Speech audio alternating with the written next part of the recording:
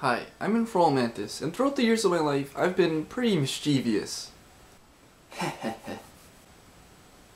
And because of that, I've caused quite a few problems. Wait, so you're saying if I push this button, a horde of cyborg zombies will be unleashed and may bring about the end of the world? Is that really such a bad thing? I guess there's only one way to find out. But I've also learned how to fix them, and that's why I make these how-to tutorials, so you won't have to make the same mistakes that I did. So I hope you enjoyed this video, and please remember to rate, comment, and subscribe today. Thank you. Good morning, evening, night, depending where you're watching from. InformalMantis here, and today we have a very interesting topic. Today's topic is about a situation that you can very easily find yourself in regardless of who or how old you are. It's the kind of situation that can get really frustrating really fast, so it is best that it's dealt with as quickly as possible. Today's topic is about getting a job. Getting a job can actually be pretty difficult, especially if it's your first job. A lot of employers have high standards, and to add to that, there never really is a lack of competition. This is why it's important that you have some sort of idea about how to get a job. So today I'm going to outline some steps you can follow to get a job easily. So let's begin with step 1, which is, step 1, have the right attitude. Based on what I've seen throughout the years, and in my opinion, the biggest hindrance that stops people from getting a job is having a bad attitude.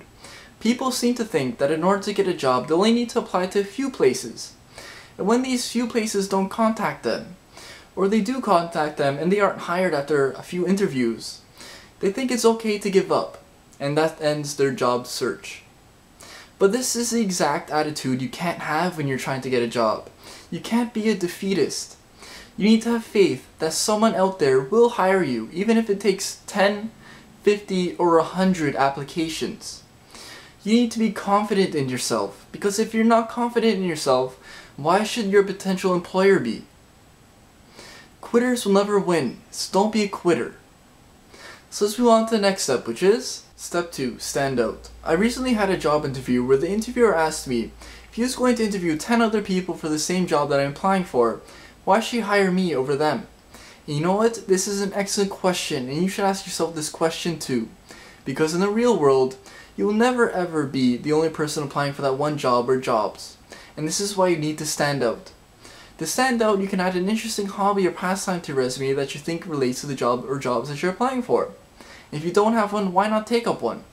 Employers will always be looking for someone that can fulfill the job requirements and has a little bit of extra something that's an asset to the company. And if you have that little bit of extra something, the chances of you being hired will be much higher. Let's move on to the next step, which is step 3, build your resume. If you don't seem to be getting much of a response in your job search, why not apply for less glamorous jobs? Sure, you may want that floor salesman job at that favorite clothing store of yours, but don't be surprised if you need some good references before you can even be considered for that job.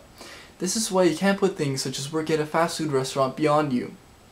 Sometimes you can't just jump into the job you want, but have to take a bit of a winding path to get there. Apply everywhere and for everything you think you can do. So let's move on to the last step, which is step 4, start your own business. If you've applied seemingly everywhere, and luck just isn't on your side, why not start your own business? There's lots of things you can do, even if you're young. You could put up flyers advertising services such as mowing lawns, raking leaves, shoveling snow, or whatever you can think of. After your first batch of customers, assuming you do a good job, they'll tell their friends and families about you, and your business will continue to grow. It'll take time, effort, and a lot of hard work, but in the end, it will all pay off. I really hope this guide helps you guys out. Good luck, InformalMantis out.